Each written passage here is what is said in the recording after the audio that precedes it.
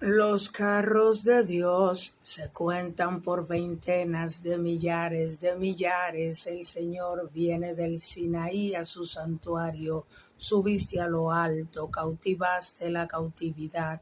Tomaste dones para los hombres y también para los rebeldes, para que habite entre ellos Dios.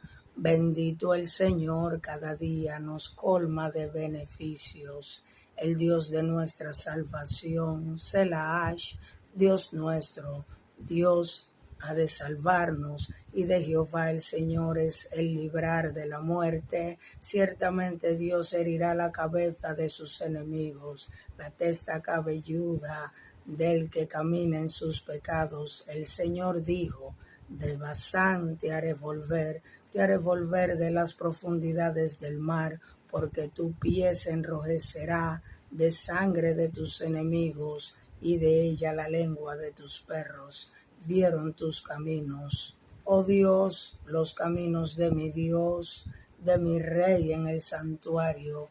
Los cantores iban delante, los músicos detrás, en medio las doncellas con panderos. Bendecid a Dios en las congregaciones, al Señor vosotros de la estirpe de Israel. Allí estaba el joven Benjamín, señoreador de ellos, los príncipes de Judá, en su congregación, los príncipes de Zabulón, los príncipes de Neftalí. Tu Dios ha ordenado tu fuerza. Confirma, oh Dios, lo que has hecho para nosotros. Por razón de tu templo en Jerusalén, los reyes te ofrecerán dones. Reprime la reunión de gentes armadas, la multitud de toros con los becerros de los pueblos, hasta que todos se sometan con sus piezas de plata. Esparce a los pueblos que se complacen en la guerra.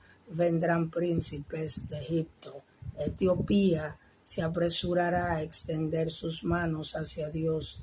Reinos de la tierra, cantad a Dios, cantad al Señor, Selash, al que cabalga sobre los cielos de los cielos, que son desde la antigüedad. He aquí, dará su voz, poderosa voz.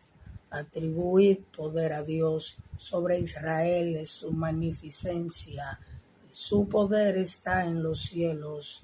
Temible eres, oh Dios, desde tus santuarios, el Dios de Israel. Él da fuerza y vigor a su pueblo. Bendito sea Dios.